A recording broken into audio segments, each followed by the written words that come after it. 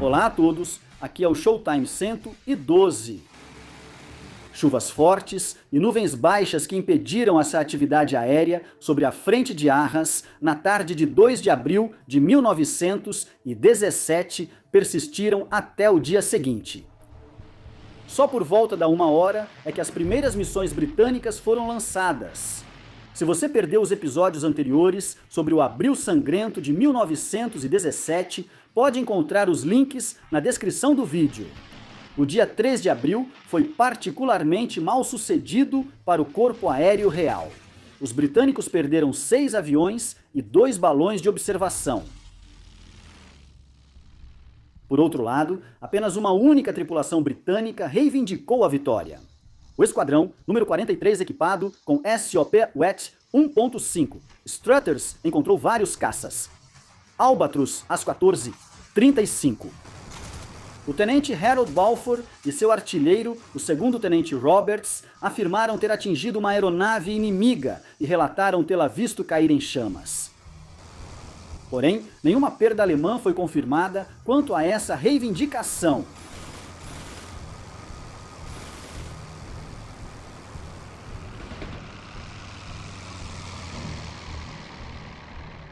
Às 3h30, o esquadrão número 23 do RFC, voando com FE-2S, enviou uma missão fotográfica para a área de Méricourt-Gavrelle, território coberto pelo Jasta 11 do Barão Vermelho. Cerca de 1 hora depois, os FE foram de fato interceptados pela unidade de elite alemã, mais uma vez liderada por seu oficial comandante. Pouco se sabe sobre esse encontro, e as memórias escritas por um ghostwriter de von Richthofen não mencionam a batalha. 6 aeronaves alemãs atacaram os FE-2 britânicos ao sul de Lawrence, enquanto eles provavelmente estavam no caminho de volta.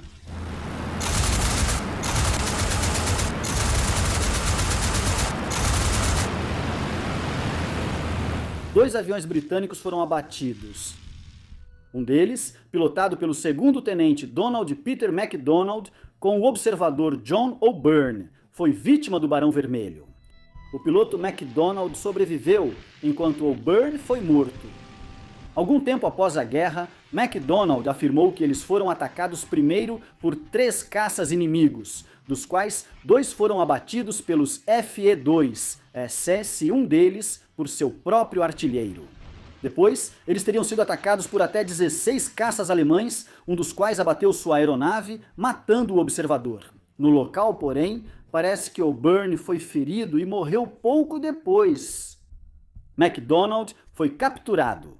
Poucos minutos depois, Karl Emil Schaefer derrubou outro FE-2, enquanto Sebastian Festina também reivindicou um, embora não tenha sido confirmado. Os alemães não sofreram perdas.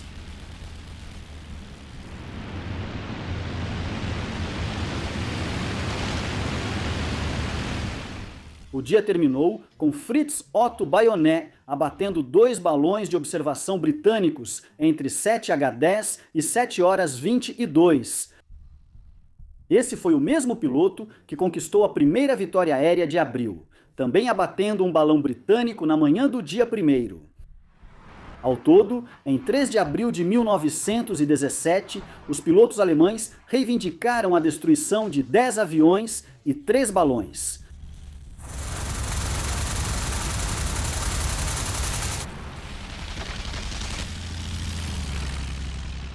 Registros britânicos confirmaram a perda de 2 balões e 6 aviões. Já os alemães não registraram perdas, enquanto os britânicos reivindicaram apenas uma. Como mencionado anteriormente, o setor francês da frente estava relativamente tranquilo, com apenas um único piloto, o pobre, ferido.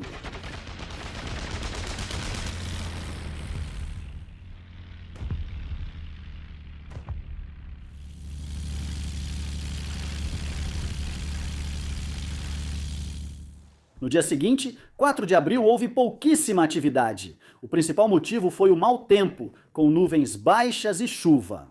Os britânicos não reivindicaram nenhuma aeronave inimiga, mas os alemães reivindicaram 2. Os registros britânicos de fato mostram 2 perdas, um FE-2 e um BE-2.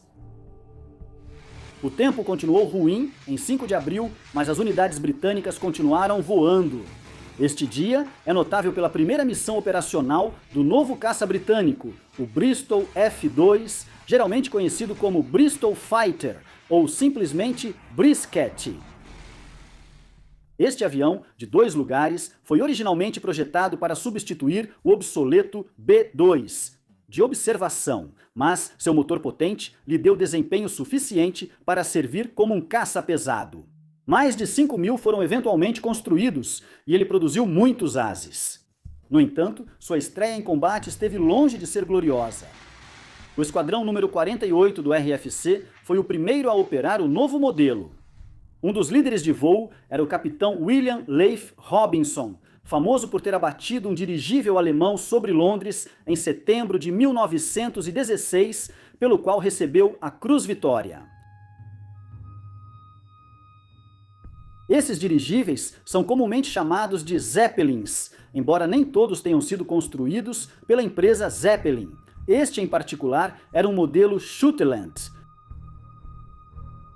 Às 10 horas, os Bristol Fighters do 48º Esquadrão partiram para sua primeira missão, uma patrulha ofensiva liderada pelo capitão Robinson.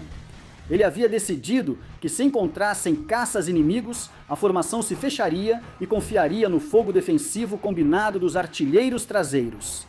Apesar de ser um caçador de dirigíveis bem-sucedido, Robinson tinha apenas experiência limitada com o intenso ambiente de combate da Frente Ocidental.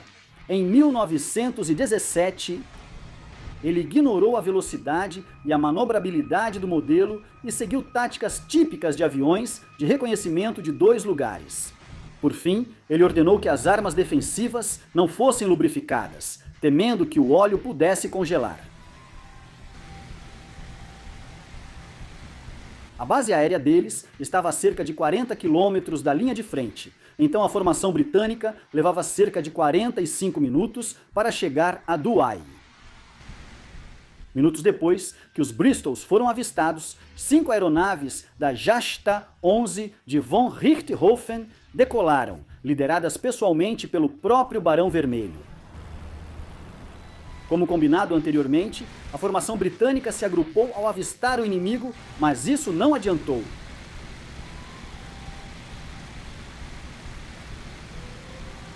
Um dos caças Bristol logo saiu da formação, atingido por von Richthofen.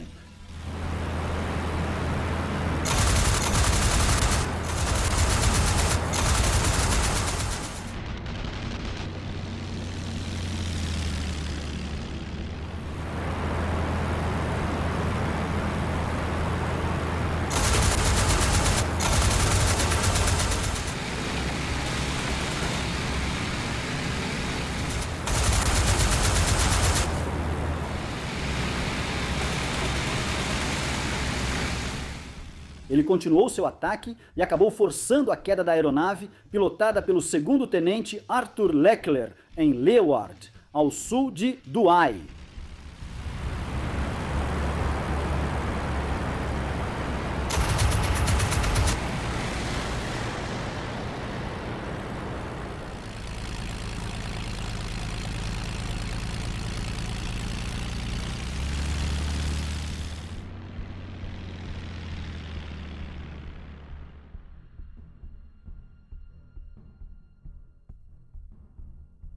Leckler relatou depois que a arma de seu observador emperrou e ele foi ferido. Embora também estivesse ferido, Leckler sobreviveu e foi feito prisioneiro, enquanto seu observador, o segundo-tenente Herbert George, morreu 6 dias depois no hospital alemão. O piloto britânico conseguiu incendiar sua aeronave após retirar seu observador. Enquanto von Richthofen subia para enfrentar os Bristols restantes, outros artilheiros defensivos tiveram problemas com o travamento de suas metralhadoras, provavelmente resultado da ordem imprudente de Robinson de não lubrificá-las. O próprio avião de Robinson logo foi abatido pelo Witzerfeldwebel Sebastian Festina. Ele e seu observador, o segundo-tenente Warburton, da Nova Zelândia, ambos sobreviveram e foram feitos prisioneiros.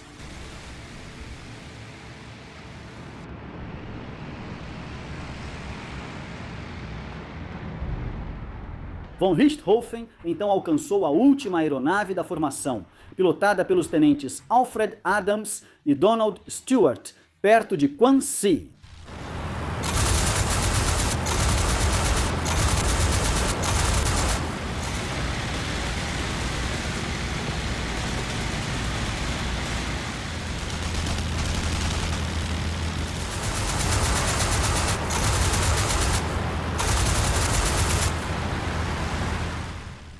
Ele conquistou a segunda vitória do dia, forçando o caça Bristol a descer. Ambos os tripulantes sobreviveram e se tornaram prisioneiros de guerra, mas não antes de conseguirem incendiar sua aeronave. Um quarto Bristol foi abatido pelo Lieutenant Georg Simon.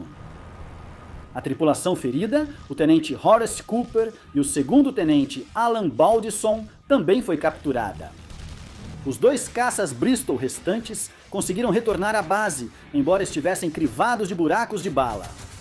Um dos observadores, o segundo tenente Hugh Griffith, relatou que, enquanto sua aeronave havia se separado da formação, ele conseguiu derrubar um caça inimigo.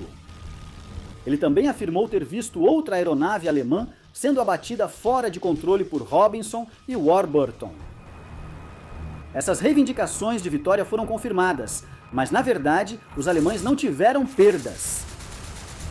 Von Richthofen descreveu brevemente suas duas vitórias sobre os Bristol Fighters em seu hotel Camp Figure.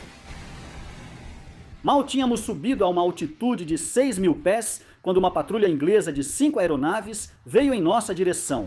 Nós os atacamos com ímpeto, como se fôssemos cavalaria, e o esquadrão inimigo ficou destruído no chão. Nenhum dos nossos homens sequer ficou ferido. Dos nossos inimigos, 3 despencaram ao chão e 2 caíram em chamas. Há pequenas discrepâncias aqui. Havia 6 máquinas britânicas e apenas 4 foram abatidas, enquanto 2 retornaram danificadas. Ainda assim, o Barão Vermelho podia ser perdoado por subestimar o novo caça britânico. Seu comandante de voo havia tomado quase todas as decisões táticas erradas. 5 de abril de 1917 foi um dia muito movimentado na frente de Arras. Avise-nos se quiser ver mais da ação desta campanha. Obrigado por assistir e continue apoiando Showtime 112.